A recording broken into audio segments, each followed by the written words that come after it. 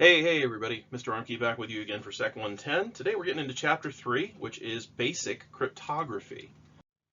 So we're going to look at what cryptography is. We're going to talk about hashes, symmetric and asymmetric cryptographic algorithms, different types of cryptographic attacks, and various ways in which we employ cryptography. So cryptography is a lot of different things, and the definition often comes from understanding 3 points: what it is, what it does, and how we implement it to protect data. In its basic form, cryptography is scrambling information so that it cannot be read by others who are unauthorized. It transforms information into a secure form so that it can be protected from unauthorized access. Steganography is a type of cryptography that hides the existence of data. In this case, we have an audio, video, or image file that can contain hidden messages embedded in the file. This is done by taking the data, separating it into pieces, and hiding it in chunks of binary code in unused portions of the file. This may be things like buffers in between headers. This may be inside the header fields, or this can be in trailer or buffer sections at other points throughout the video. This can take advantage of high frequencies. So human hearing range, for instance, is between 20 and 20,000 hertz. But if an audio file, like WAVE, is recording something at up to 44,100, then obviously we're going to have a very different level of sampling, which means we're going to have a very different audio spectrum. Raw audio, even more so. Encryption is the process of turning our original text into a secret message. So EN, the prefix there is to engage, same creation there. So we're engaging cryptography, you want to say it that way. Decryption, undoing the encryption, if you will, is going to change the secret message back to its original form. Plain text is unencrypted data that is either to be encrypted or the output of decryption. So plain text is the before or after process of encoding. Ciphertext is the scrambled and unreadable output of encryption. And then clear text is the stored or transmitted data that has no encryption involved. So like when we have negotiation of certain types of protocols, the things that are being sent before any kind of identifiable information gets involved is often done in clear text, so that way it can be easily understood by the receiving device. Once those negotiations are complete, we are then able to start encryption, which will present ciphertext, which can then be decrypted and reduced to plain text.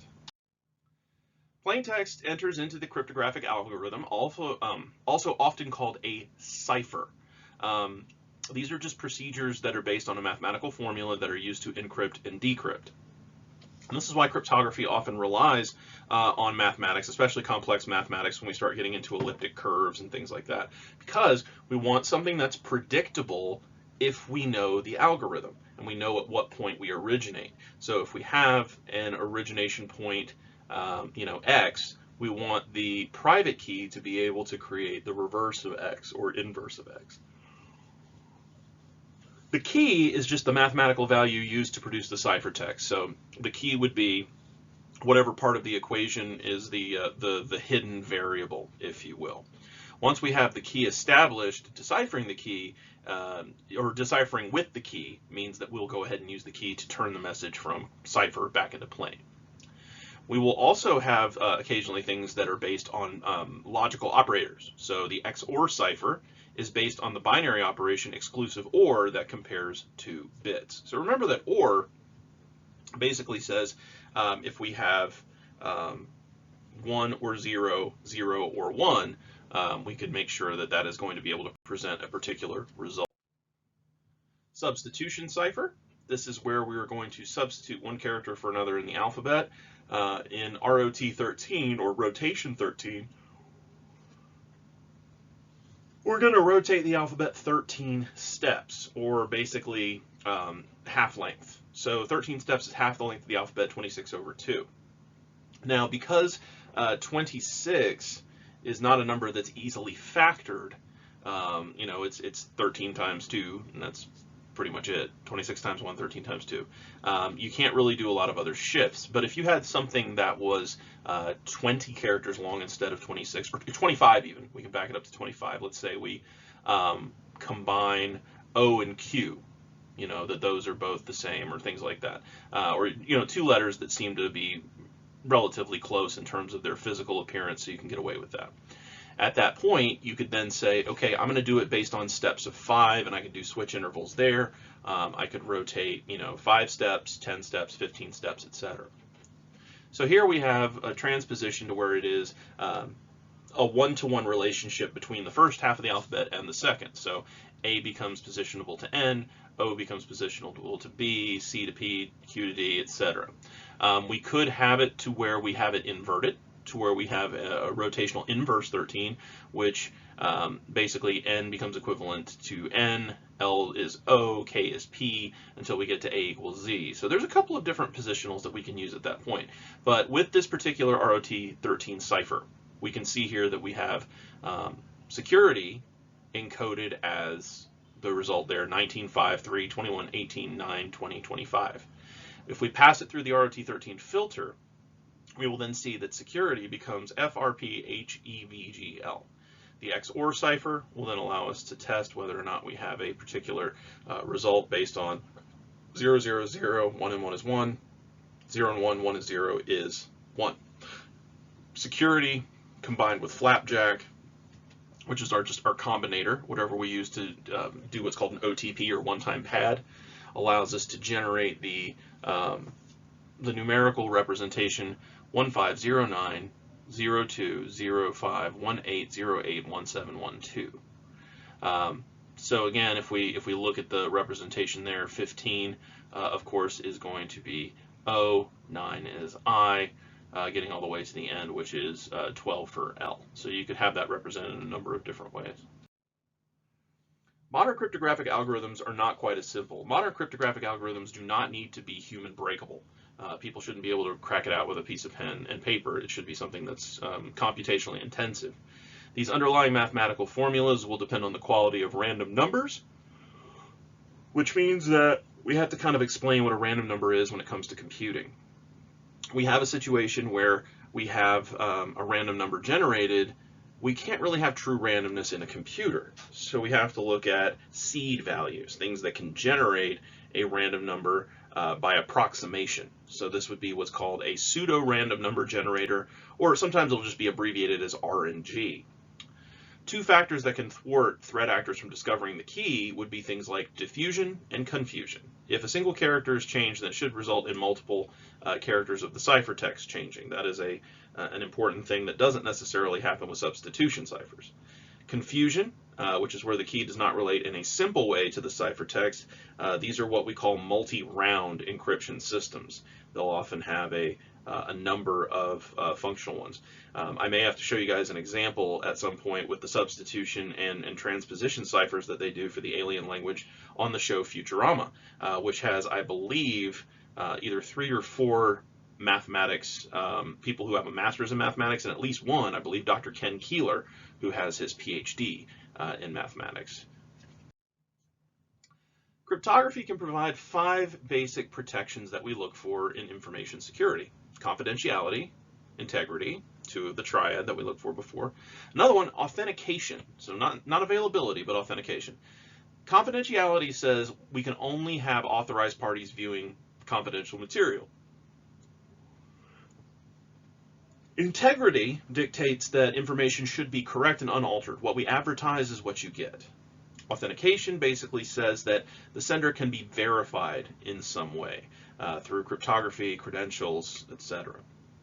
Non-repudiation, which identifies users that perform an action and can provide proof to ensure lack of essentially, I didn't do it, some kind of declaration of non-involvement. And then obfuscation. This is where we're going to make something obscure or unclear. So we're trying to befuddle you a little bit. We're trying to introduce a measure of confusion. And then we have what's called security through obscurity that is generated through these 5 pieces. And this is where any system can be made secure if outsiders are unaware of it or how it functions. Now, it has been my experience through research, observation, and practical implementation that security through obscurity doesn't work incredibly well on its own. It's not something that lives in isolation very well. It has to be something that's part of a bigger system. So you can't just have obscurity. You have to have obscurity and defense in depth and different types of validations. So here we can see kind of a breakout of how cryptography applies to these 5 points that we talk about regarding how encrypted information is transferred, how we can make sure that a sender or receiver is legitimate, and how we can make sure that the key is valid, unchanged, and secured. Cryptography can provide detection to data as data resides in any of 3 primary states: in use, in transit, or at rest. So in-use data is where actions are being performed on it by endpoint devices. We're making modifications, we're saving a particular configuration state.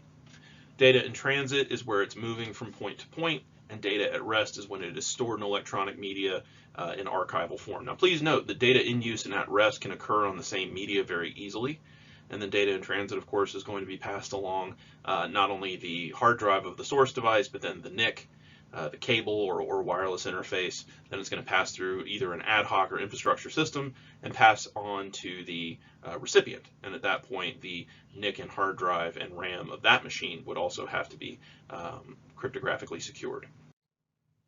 Now, the number of small, low-power devices that exist has grown significantly. These devices also are going to need protection. This is an anecdote that I bring up quite often, which is the Las Vegas casino that got hacked because they had not correctly secured a remote access interface for a filtration pump and salinity detector for one of the big fish tanks on the casino floor. And once that particular IoT pump was breached, they were able to then pivot into the larger network. Now, I'm not sure if they were able to carry out anything that was particularly spectacular in terms of results at that point, but I do know that there was a lot of panic going on because all of a sudden somebody had made it into the network that they had spent tens of thousands, if not hundreds of thousands of dollars in securing. So just because something's small doesn't mean it's not important. Importance is not something that we can judge by size. If it's a critical point of access, we still want to make sure that we're protecting it just as if it were a primary entry point on our front-facing firewall for a bastion host or something similar. Applications that require extremely fast response times, very low latency, also are going to face cryptographic limitations because we have to be able to process the cryptography very quickly. But cryptography that processes quickly tends to be not terribly strong. So at that point, we then have to up the ante of how powerful the hardware is that's handling these response times, which means that we have to involve more power, more cost, more silicon, stuff that's really processing this stuff as quickly as it can be. So we have a resource versus security constraint that forms. We bottleneck it a little bit here. So you can see in the graphic on the right, we have power, latency, and security, or energy, latency, and security, depending on which piece you're looking at. And these are always in a tug of war between each other. If we have very strong security, then that means that the latency may not be as fast as we would like, and we're going to have a higher power consumption. If we want low power consumption, we're going to weaken the security a little bit, and we're going to have to expand that latency time. If we have a high latency, desire for high latency, we're going to have to, high response time, low latency. We're going to have to increase power and reduce security. So it's this constant tug of war between available resources and security levels. So we have to make sure that we're balancing these things, and we have to make sure that we're establishing what an acceptable baseline is, overcompensating or undervaluing, neither of which are to be desired here. High resiliency in cryptography is essential, meaning that we want to be able to bounce back from these restraints. So we want the system to be reliable regardless of what configuration of these 3 points we end up engaging. A fundamental difference in the cryptographic algorithm is how much data is processed at one time. If we process data in smaller bytes, that means that we can go ahead and fully process these chunks, which have been systematically designed to be able to be processed as blocks, meaning that we're not perforating data that might otherwise need to stay integral in a particular size block. So a stream cipher is going to take one character and replace it with another. So we're going to do it at one character at a time, which means that it's got really high response time because it's only handling one character. You know, really small, maybe it's a 4-bit or 8-bit unsigned integer that's being related to the Unicode or whatever else. Block ciphers are a little bit different. This is going to take a block based on a particular size. It may be, 256 bits, maybe 128, 1024, who knows. But that plain text is going to be manipulated one block at a time, which means that the algorithm has to be written so that the sending and receiving process knows this is the footprint of what we're doing for a block cipher, for instance. Sponge function is going to take the input as any length string. You could take anything from a single character all the way out to the length of a book, and it will return a string of a requested variable length. So for example, like a hash function, you can put in anything and it will spit out a hash that's the same size in length every time. So the reason this works is it just loops over itself, and it makes these buckets, if you will. So we'll get into that when we talk about hashes in a minute.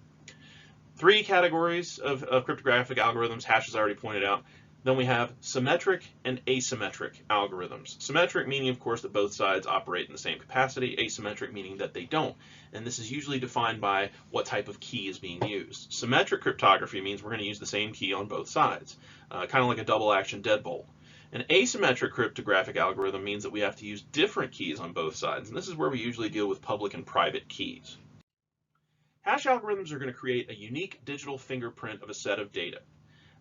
Hashes operate by hashing. It's a very creative world. The fingerprint that is created via hashing is called a digest, sometimes called a message digest, sometimes called a hash, and it represents the contents. I'd like to emphasize that again. The digest represents the contents because it is a process that is being applied and can be applied repeatedly for the same result on the original data set to produce this fingerprint. Now, you cannot reverse engineer a hash to reveal the original data set under current supervision circumstances, and it's used for comparison. So we take, let's say we take Tolstoy's War and Peace, or if we take, Pride and Prejudice, or if we take the script of the Lego movie, or if we take a warning label, any of these things, and we feed it in, it's going to spit out a hash, because that hash is being produced by applying certain mathematical methods and different operations to that original data set. And because it's being applied by a finite mathematical algorithm, that means that what comes out on the other side should always be the same. So if we download a copy of a program from a website and they have an MD5 posted that says this is what your MD5 should be when you download this file, that means that we can go ahead and say, okay, I'm going to go ahead and download the file. I'm going to take my favorite MD5 comparison tool. I'm going to hash it, spit it out, do these two match. If they do, awesome. I've got the original executable as it was posted. If not, there's a variance. Why is there a variance? Could there be an update that had been posted and they didn't update? Probably not, especially if they have an MD5 listed. And then you have to think about, well, was there a virus, or is there something wrong with my browser? Did it parse something incorrectly? Did I have a download that failed halfway between and it restarted and inserted some extra bits and it's a little scrambled? In any event, you generally don't want to use an executable or similar that comes with a hash that is not correct in terms of what is advertised. Again, we want to have that authenticity, remember? Hashing is intended to be one way so that we cannot reverse the digest. If your hash can be reversed, then that means it's not actually a proper hashing algorithm, it's more of just a ciphering algorithm. Secure hashing algorithms have 4 primary characteristics. Fixed size, meaning that we always produce the same size hash. Unique, meaning that 2 different data sets cannot produce the same hash, except for what we call an astronomic collision, meaning that the odds of 2 different data sets producing the same hash are so disparate to where it would be almost impossible for it to happen under conventional circumstances. But it can happen. It is just incredibly rare. So for that reason, mathematically, we can say that hashes are strong, but they are not complete. Original algorithm characteristics. A data set cannot be created to have a predefined hash. That's also not entirely true. You could work your way backwards, but the computational difficulty of this is so high that it's not currently possible. It would take so much work to be able to get it done. And then secure. Once the hash is produced, it cannot be reversed to determine the original plain text. Part of the reason these last two are technically true is because you could theoretically reverse a hash to produce any plain text you wanted. That's the point of OTPs, is that you can make them say whatever you want. It's just a matter of coordinating the text to produce X, Y, or Z result, and that can be done by somebody who knows the underlying cryptography. But it takes, again, substantial amounts of work, and it takes a lot of testing. Hashing is often just used as a check to verify that the original contents of an item has not been changed. You can see here on the right, we have the digests here to be able to download these different items. We've got two different Kali Linux ISOs. One is the standard, one is the light, and one's 32-bit. We've got two different download sources. We've got two different file sizes, 2.9 for the full ones, and then the light's 1.1. And then we have hashes for each. So that way, when you download it and you run it through the SHA-1 check, it should be able to give you those hashes that you identify there on the right. MD5, Message Digest 5, is the most well-known of the MD hash algorithms. The message is padded to 512 bits in length. Because of the compression function's weaknesses, there could possibly be collisions, a little bit more than what we would consider by random chance.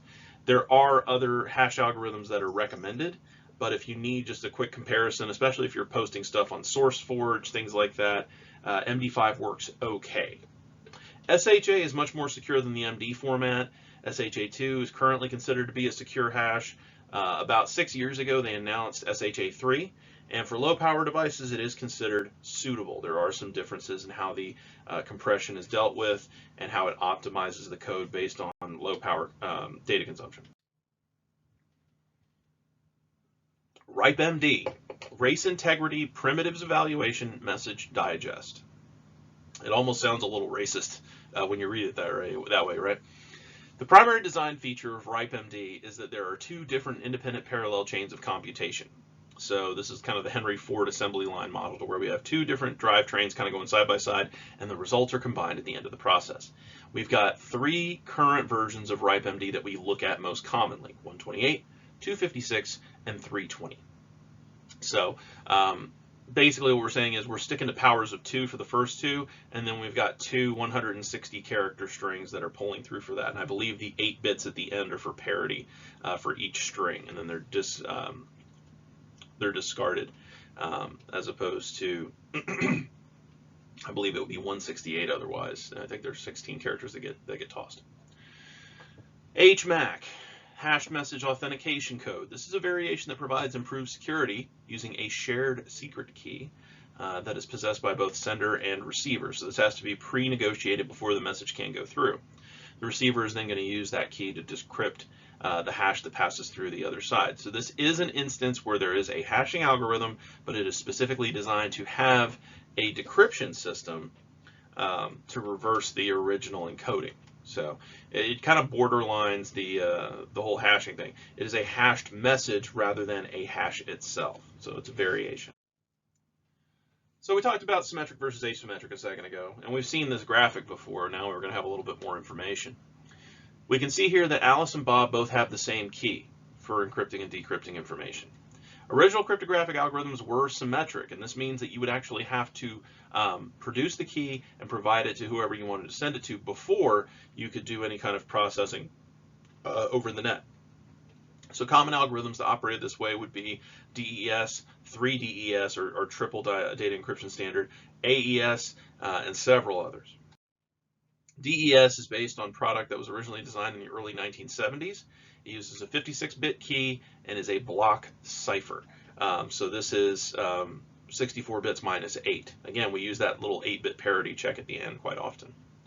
Triple data encryption, 3DES, was supposed to be an update to this. Instead of using a single round of encryption, it now uses 3, which is what we see on the right here. We see that we go from encryption algorithm number 1, has its own key, creates ciphertext 1. Ciphertext 1 passes through the second algorithm to create 2.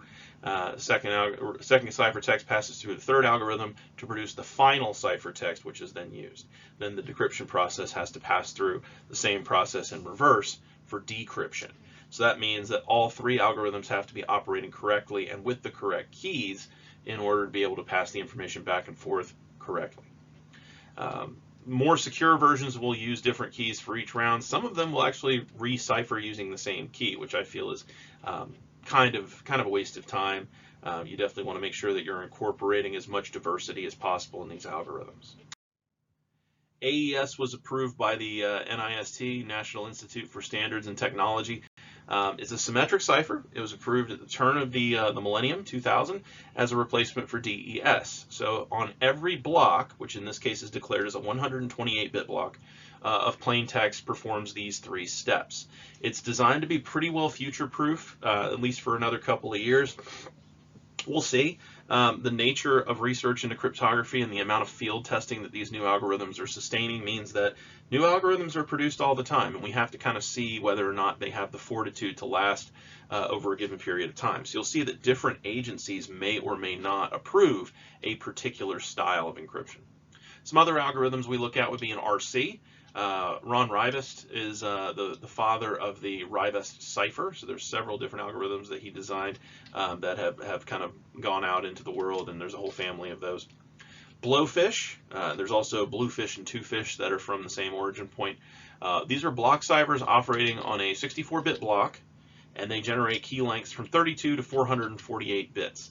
Currently, there have been no significant weaknesses identified. That doesn't mean there aren't any. It just means that we haven't yet identified them. And again, as computers become more powerful and more people have time to kind of play and try and brute force these things, we may eventually figure out, hey, there is a particular methodology you can use to crack a Blowfish encryption or a Rivest encryption, etc. The IDEA blocks. These are the International Data Encryption Algorithm sequences. This is predominantly a European thing, so whereas in the US, at least the governmental stuff, they use AES and 3DES, in Europe they tend to use the IDEA system. This is a block cipher that handles 64 bits with a 128-bit key with 8 rounds. So instead of processing 3 steps on a block, they're going to do 8 rounds on 64-bit blocks instead. So they're using a shorter block, more encryption, and a more clearly defined key. You know, with Blowfish, there's a variable key length, and that depends on what version you're using. With this one, IDEA is specifically 128 bits. The weakness of symmetric algorithms means that we have to distribute and maintain a single secure key. And maintaining security for something that has to be distributed is very, very difficult. Asymmetric cryptographic algorithms are much more secure in my experience. Public key cryptography deals with using 2 mathematically related keys. The public key is available to everyone and is freely distributed. The private key is known only to the individual to whom it belongs. So what we do is we take the public key and we use it to encrypt the text. And then the private key, which should only be available to the private individual to which it belongs, is then able to decrypt the ciphertext. So rather than having one that does both, now we have 2 that do one performance item. So some important principles to be aware of with asymmetric cryptography. Pairs of keys, meaning the public and private key, and that the keys should be able to work in both directions. We should be able to produce something usable from a sending standpoint as well as a receiving standpoint. Common asymmetric algorithms would be RSA, the elliptic curve cryptography system I talked about a little bit earlier, DSA, which is the digital signature algorithm, and then the stuff that relates to key exchange, which we'll talk about shortly. RSA, it was published in 1977 and patented by MIT in 1983. It's the most common asymmetric algorithm that's used in cryptography currently, and it uses 2 large prime numbers.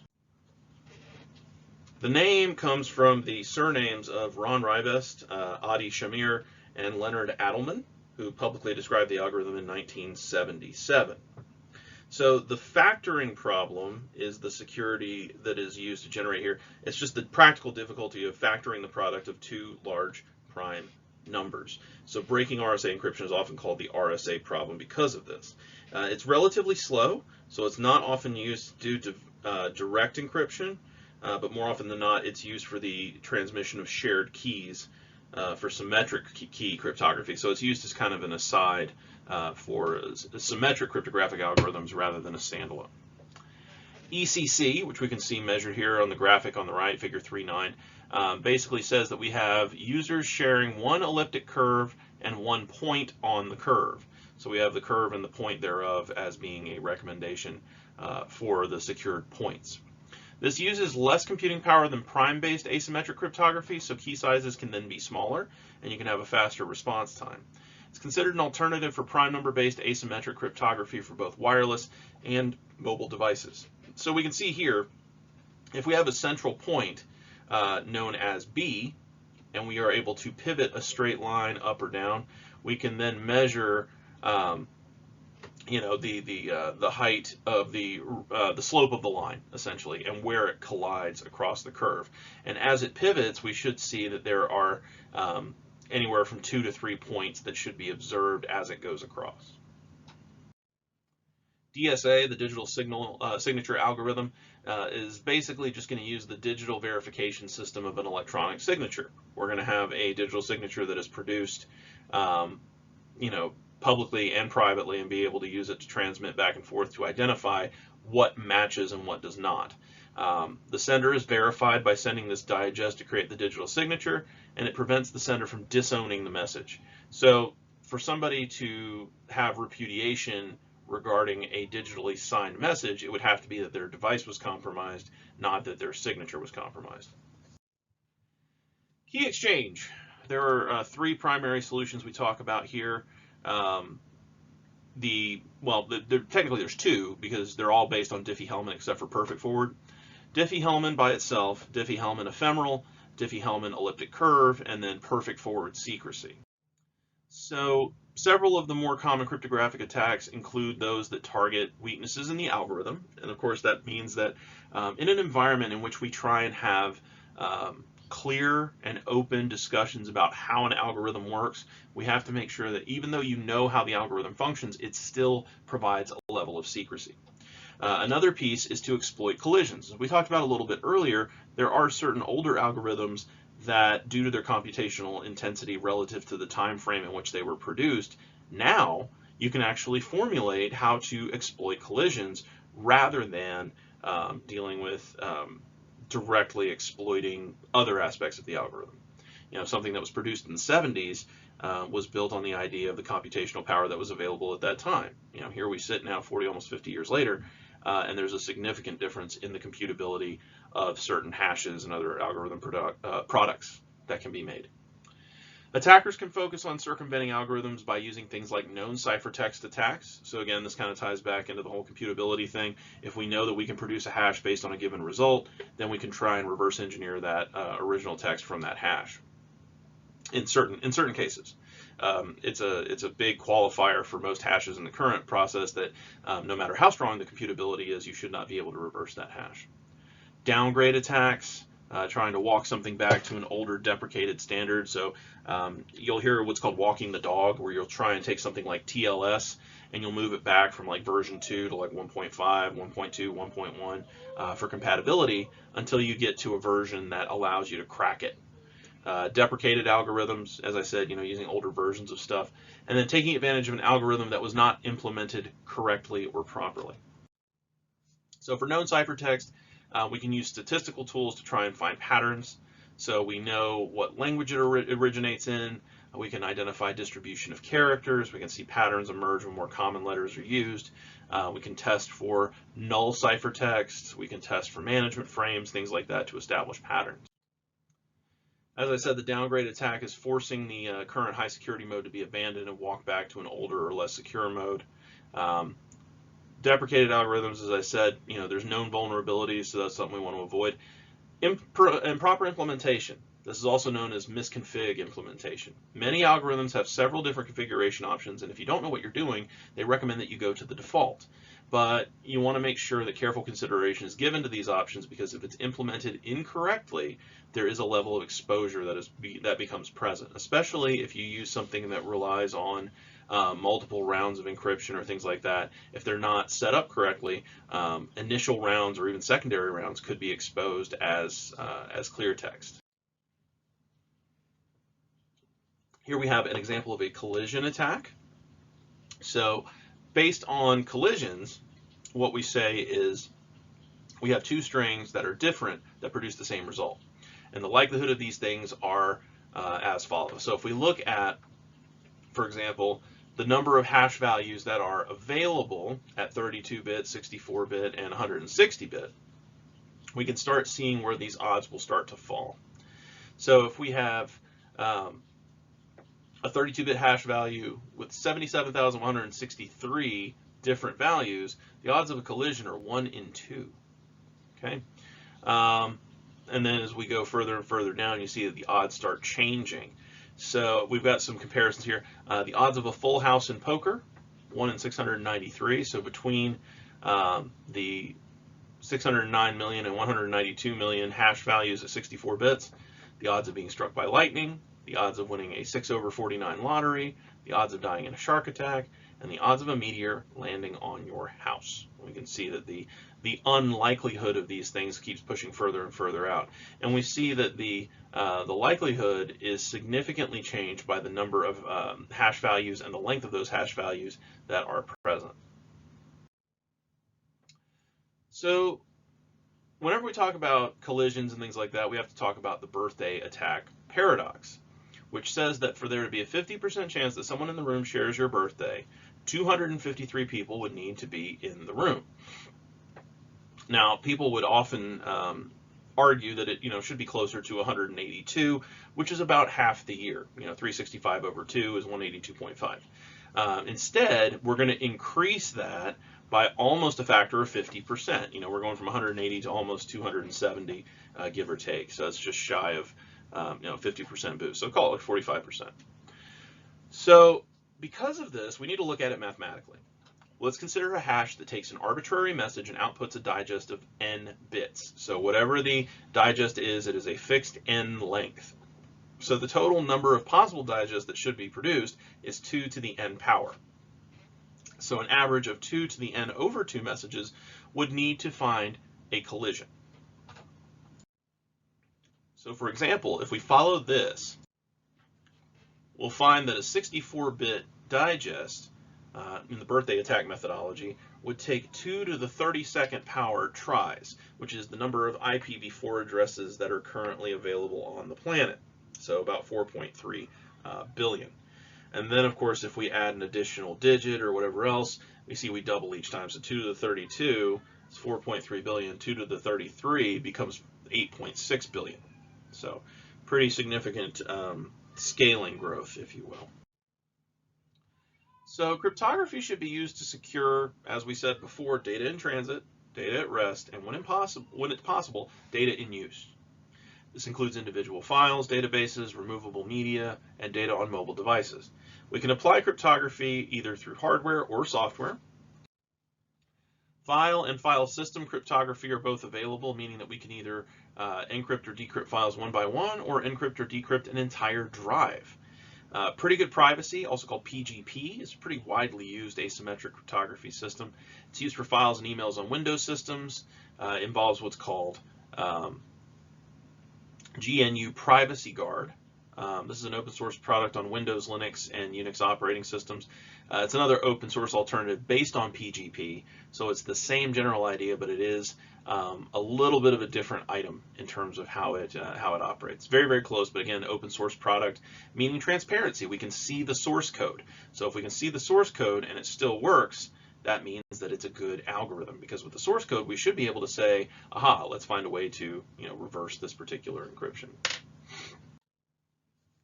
EFS is a primary method of entire operating system encryption that we use with Windows. It uses the NTFS file system. It is tightly integrated, which, as I tell you over and over throughout the course of this class, security needs to be an entry-level item. You cannot bolt it on at the end. It doesn't work. There's always some kind of gap that you leave that somebody else will take advantage of.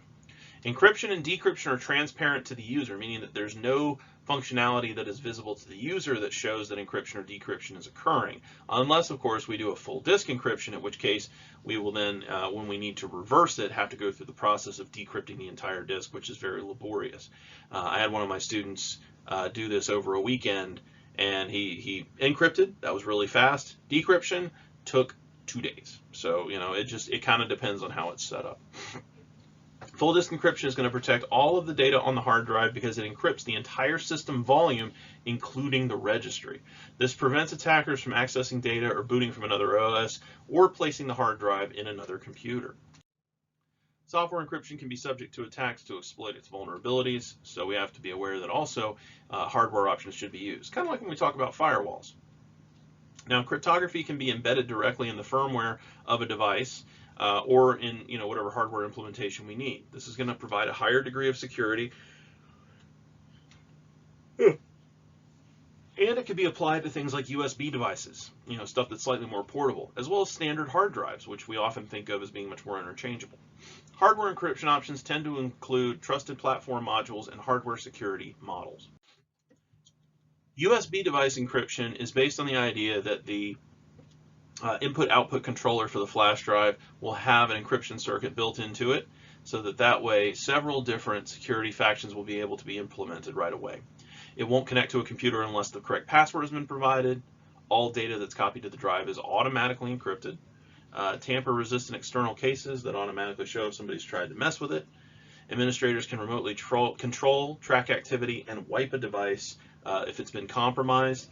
Most often they use what's called the time bomb method, which is going to say that if it doesn't check in using an internet connection or a similar interface over a given period of time, it will automatically lock itself to prevent compromise. Self-encrypting drives, or SEDs, protect all files that are stored on them. This is kind of a scale-up of the encryption-based flash drive that we just talked about. This drive and host device are going to perform authentication during the initial power-up. If authentication fails, the drive can be configured to deny access or delete the encryption keys so that all data is permanently unreadable. Now, I don't recommend putting in these kinds of dead man switches unless, of course, you have these keys backed up. Trusted Platform Module, TPM. This is a chip on the motherboard that provides cryptographic services. It includes a true random number generator. We can go into that, at a later time. The nature of producing true randomness relies on an inference of both hardware and software. You're going to have to use some manipulation of a electrically induced magnetic field and things like that. It's done entirely in hardware, so it's not subject to software-based manipulations, and it can prevent the computer from booting completely if the files or data have been altered. It also prompts for a password if your hard drive is moved to a new computer, again, usually requiring some kind of restoration of the encryption key from a backup, usually done through a secured USB drive. The HSM, a little bit more aggressive again, is the hardware security module. This is a secure cryptographic processor that has an onboard key generator and key storage facility. It performs accelerated symmetric and asymmetric encryption and can provide services to multiple devices over a LAN. So if we look at the TPM and the HSM, we can almost think about it the same way as we would for a HIDS and a NIDS, a host-based intrusion detection system versus a network-based intrusion detection system. So that's Chapter 3. That's our basic cryptography. When we get together next time for Chapter 4, we'll start talking about a little bit of advanced cryptography and go further from where we are now. So if you have any questions or concerns, as always, you can contact me through direct message, contact me through email, through my Google Voice number, which of course you can procure from my Blackboard site, or you can get it from me via my Google Hangouts information. So I appreciate your time and attention, as always, and I look forward to seeing you next class.